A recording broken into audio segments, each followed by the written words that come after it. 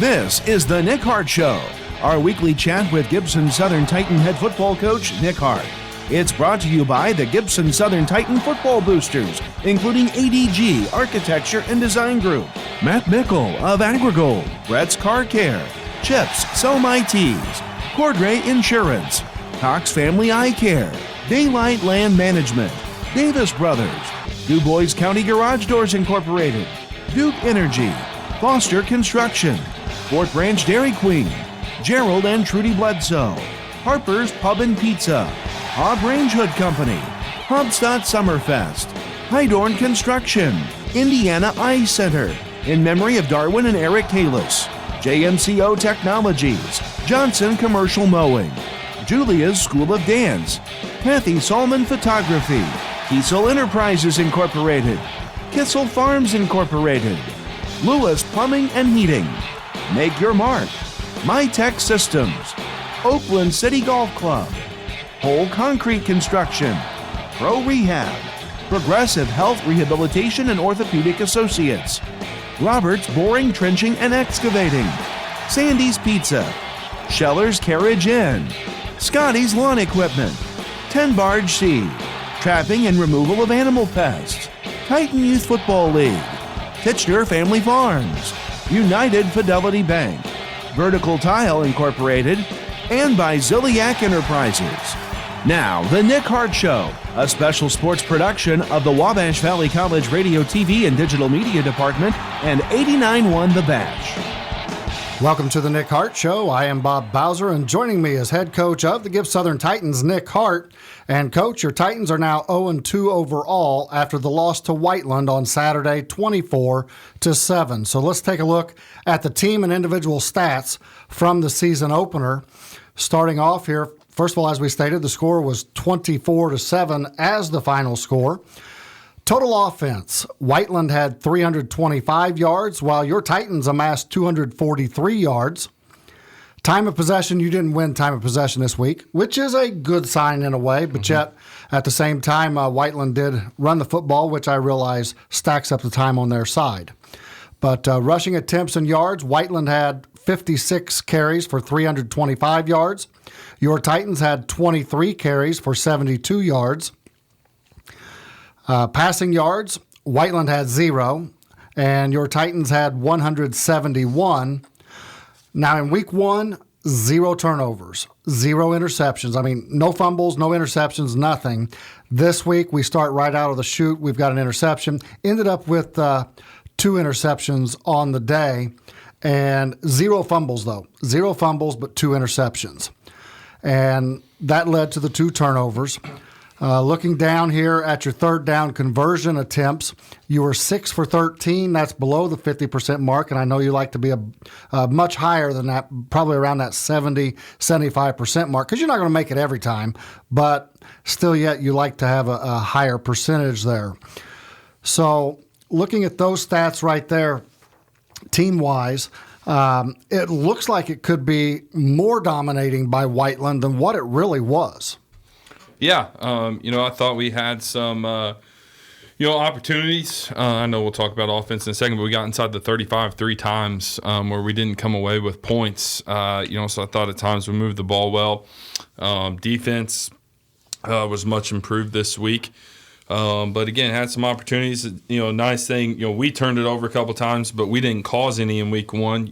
We caused 2, had a chance for a third one. He was called down. So defense did a good job of causing some turnovers. Well, now looking at some of the individual stats here, Brady Allen was 20 for 37. Wasn't that what he was last week? I think so. I'm sitting here reading this, and I'm like, something like wait a that. minute. That seems familiar. 20 for 37, 171 yards. He did have a touchdown and 2 interceptions. Rushing stats, Owen Bryant had 16 carries for 66 yards. Brady had 7 carries for 6 yards. Then looking at the receiving stats, Sean DeLong, that young man is making a name for himself here early in this season. He's got 5 receptions for 49 yards and a touchdown. Logan Murphin made 1 outstanding catch that I clearly remember, jumping up and reaching above his head and coming down with it. 6 catches for 39 yards. Landon Stoll had 4 catches for 37. Braden Malone had 3 for 24. And Rory Helsley had 2 for 22. So 5 guys receiving the ball this week. You had a couple guys rushing the ball. Not as many involved in everything as there was last week, but at the same time, several guys that were involved in the offensive output. Yeah, I thought our receivers played much better this week than they did week 1. Like you said, we made a lot of tough catches. The one you talked about with Murphin, Rory had a nice jumping catch. Yep. Sean and Stoll over the middle made some catches where they got smoked afterwards and hung on to the football. So I thought our receivers had a really good performance. Well, and that Whiteland team was laying the lumber on Saturday afternoon. I mean, they came up and hit you, and, hey, that's a good ball club. That's what's going to happen. For sure, yep. And now let's look at the defensive stats here. There's one big one right off the bat. Carter Green. This kid must have been everywhere. 13 solos, 7 assists. Noah Bryant had 6 solo, 4 assists, and a tackle for loss. Owen Bryant had 5 solo and 2 assists. Drew Foster had 4 solo, 4 assists. And Logan Maurer had 3 solo, 3 assists, 2 tackles for loss, a forced fumble, and a sack. Talk about a stat filler right there. Yep. So defensively, several guys getting in on tackles. And the best part was, I remember one play distinctly as Whiteland was going to the north and they were running it toward your sideline. One guy got there and held it up, but the beauty of it, 3 others were coming right after him to finish it off. Yeah, I thought we did an excellent job of getting to the football. We played a lot faster and way more physical on defense this week than we did last week. And I think, we kind of talked about this as a staff after the game. Typically, we have 8 new starters on defense, okay? And typically through the course of the summer, we go to team camps at Brownsburg. We go to 7-on-7s in Arkansas. We see a lot of speed and size and stuff through the course of the summer. Because of all the COVID stuff, we didn't get to do that stuff this summer. I think that really helped us, seeing that week 1 and being able to make that jump week 2. It raised our level of play. We played faster. We played more physical than what we did week 1. So I thought it was a tremendous jump by our defense. We got to the football. Great jump from week 1 to week 2. All right, so, Coach, let's take a quick break here, and when we come back, we will get your overall thoughts from Game 2 concerning the offense, defense, and special teams. But right now, we need to thank the folks that make the Nick Hart Show possible on 89.1 The Bash. The Nick Hart Show is presented by the Gibson Southern Titan football boosters, including Matt Mickle of Agrigold, Brett's Car Care, Chips, Sell My Tees, Cordray Insurance, Daylight Land Management, Davis Brothers, DuBois County Garage Doors Incorporated, Duke Energy, Foster Construction, Fort Branch Dairy Queen, Gerald and Trudy Bledsoe, Harper's Pub and Pizza, Hobb Range Hood Company, Hobstadt Summerfest, Hydorn Construction, in memory of Darwin and Eric Kalis, JMCO Technologies, and by Kiesel Enterprises Incorporated. Do you know what it takes to be a warrior? You have to be hardworking. Make sure you're giving your best every day. You have to lead, guide others to the path of success. You have to be brave, be able to stand up for what you believe in. At Wabash Valley College, we're able to bring the best out of you, even if you don't have these skills. It's time to be a warrior. I'm a warrior. I am a warrior. I am a warrior. I'm a warrior. Are you? Call Wabash Valley at 618-262-8641. Thank you for listening to 89.1 The Bash and Nick Hart Show. So, all right, Coach, let's start first off with your thoughts on offense from week 2 against Whiteland. A little bit like week 1, some good and some bad. Thought we moved the ball really well at times, put together some really nice drives. Again, we talked about earlier, getting inside the 35 3 times, getting inside the 20 twice, and coming away with no points, it's not good. We got to do a better job of finishing off drives. So, I think that's a big point for us. I think we got to do some different things schematically when we get in the red zone. We got to execute better. The field shrinks down, and it makes it tougher, especially, in a spread offense. It makes it tougher to score down there. And, when you play good teams like Whiteland, when you make mistakes, they're amplified, and especially down in the red zone. When we got down inside the 5, we missed an assignment up front. D lineman runs through and kind of blows up that play on 4th down. And we didn't make a lot of mistakes up front, but that was a key time to make one. So got to be more consistent with everything that we're doing on offense. And again, that's why you play these type of teams, because you can make some mistakes against some lesser teams. And if I make a mistake, okay, it's 2nd and 12, like we'll just throw a curl or something and get it back. But when you're playing great teams, it's tougher to get that back. And I think that's what we've got to do a better job of is being more consistent. The one thing I was really happy with on Saturday is, Whiteland was very committed to keeping 5 guys in the box and dropping 8 and trying to take away what we were doing in the passing game. And they're good up front. And I thought our O-line did a great job of opening up holes for Owen. And attacking them on the ground with them choosing to play 5 in the box. So that was a good sign. I think we're going to see a lot of that as we go through the season. Against a good team like Whiteland, to be able to run the ball the way we did, I think is a positive. Well, you don't have to say it, but one thing that I will say out there for everyone to hear within the 50,000 watts, be careful trying to follow the recipe of what Whiteland did, because that ball club for Whiteland, they had speed. I mean, I saw a safety come up and make a tackle for loss. In a heartbeat, he was just right there. So while other teams may try to do that, be careful of what you try to emulate, because you may not have the players to emulate that. Yeah, sure. They're very good. Very, very good. We went 7-3 last year. I think they have 8 back on defense and 7 back on offense. So they got a lot of guys back from a really good team. It was great, competition for us, and proud of our effort. Just got to get a little bit more consistent on the offensive side. Well, let's go over now to the defensive side, where by leaps and bounds, much better this week. A million times better, I thought. No FCC violations this week. No, none. I thought, we talked about, we got to the football really well. I thought we played fast. I thought we played physical. Even like our safeties, when they were spinning down that jet sweep, we were making, a great thud at the point of contact. In the first half, we were making some mistakes up front with what we were doing. Our coaches got it fixed as the game went on. With some of those mistakes, and we started playing. So when you look at the first half, and again, we gave up 17. In the second half, we shut them out for almost a quarter and a half and only gave up 7. But when our D-line started playing better up front and more disciplined with what they were doing, our defense, really took off. So I thought that second, the whole game was a lot better. The second half was very, very encouraging.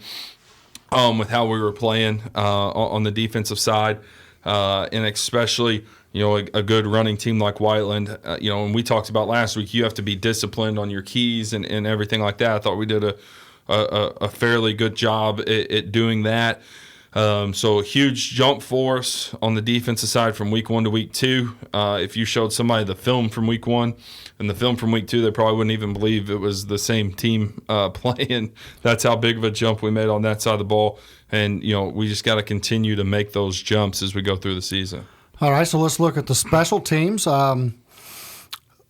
The new kicker, I'm telling you, he put that one down there pretty good, down around the 10, I think, there when he kicked the last time there at the end of the game. What's his name again? Ryan Ziliak. Ryan Ziliak. I'm going to get it because we're going to get some times where he's going to put him between those yellow uprights, and I'm going to be ecstatic. Yeah, I thought Ryan came in and did great. He kicked in the second half, so he's a soccer player.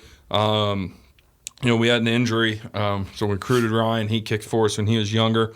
And they had a soccer game, so he finished his soccer game and then got to our game. But he came in, made his extra point, had a great kickoff. I thought special teams were pretty good. We had the one punt. Murph bombed it, but it just was too far out of bounds.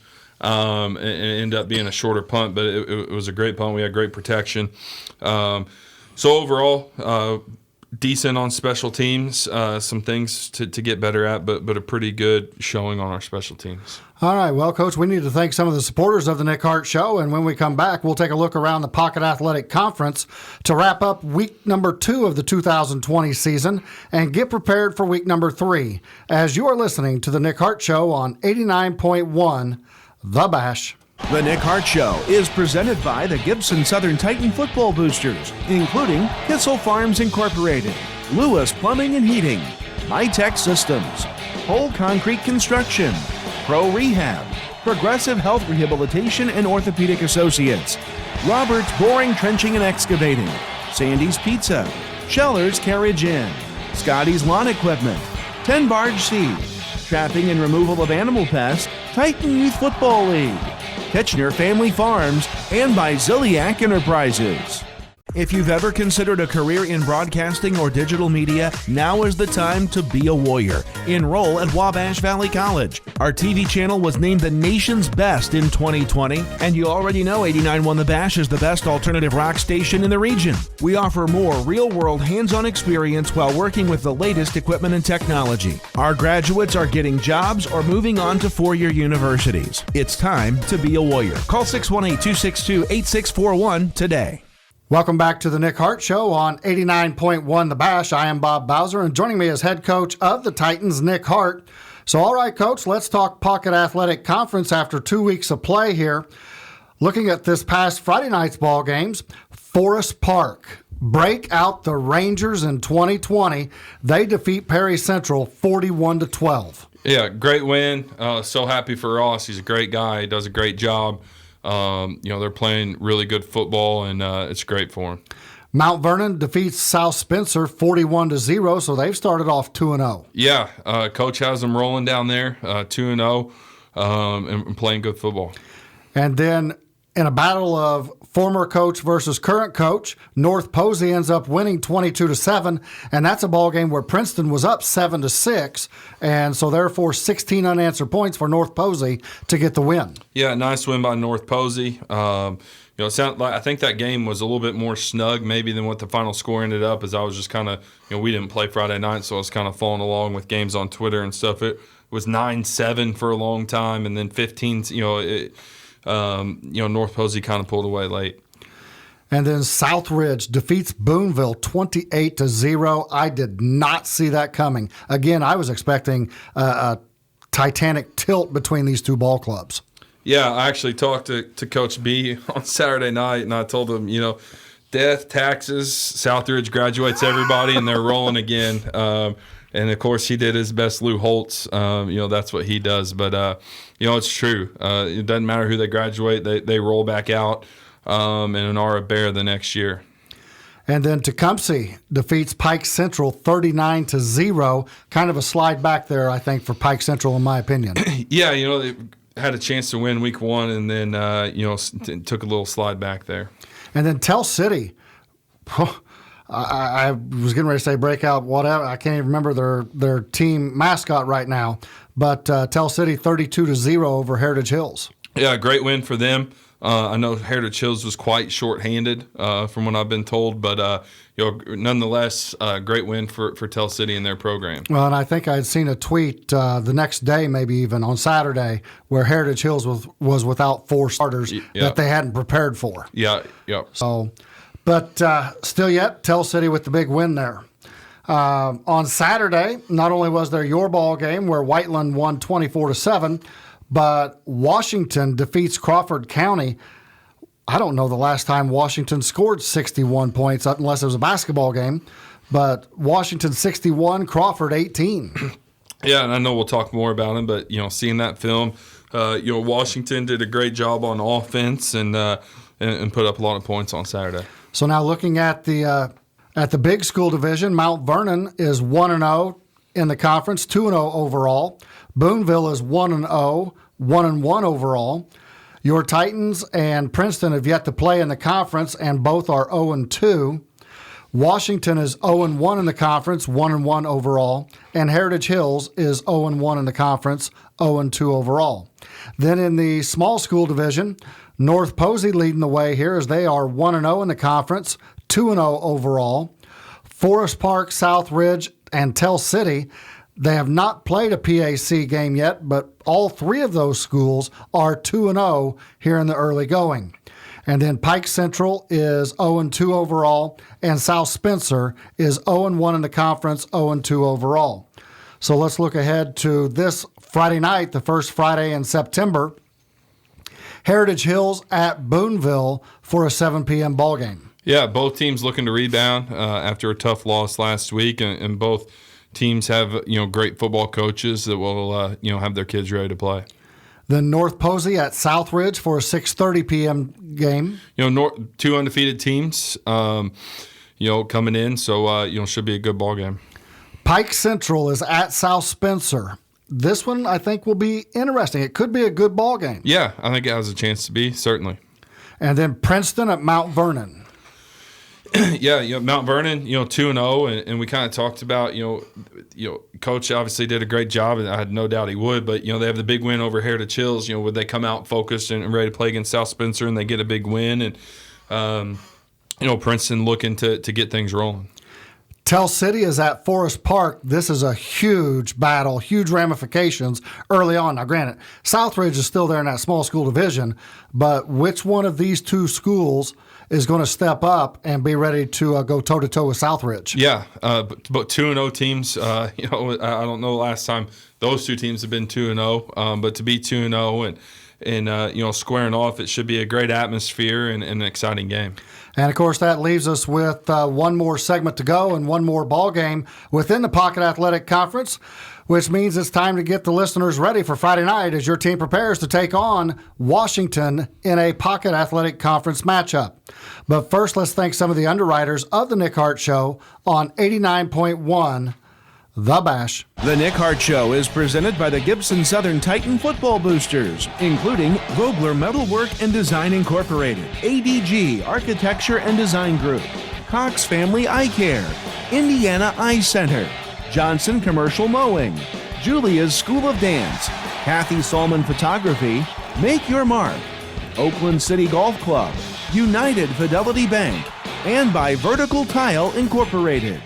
Hey, high school seniors. Who are you? I'm a Wabash Valley Warrior. Are you still trying to decide on where you want to go to college? Maybe, maybe not. Well, Wabash Valley is the place to go. I'm listening. We are among the most affordable colleges in the region, which puts more money in your pockets. We all want money. We offer all sorts of different degree opportunities, such as nursing, broadcasting, early childhood education, diesel mechanics, and much more. This sounds too good to pass up. Call and set up an appointment today at 618-262-8641. I'd be stupid not to do it, right? WVC? Welcome back to the Nick Hart Show right here on 89.1 The Bash, or you may be using the free app to access the show on your cell phone. So, Coach, week number 3, your Titans will be hosting the Washington Hatchets in your first PAC contest of the 2020 season. And we'll have all the action live on 89.1 The Bash with pregame at 6:15 p.m. and kickoff slated for 6:30 p.m. Washington will enter this contest with a record of 1-1 overall and 0-1 in conference play. What do you expect to see from the Hatchets on offense?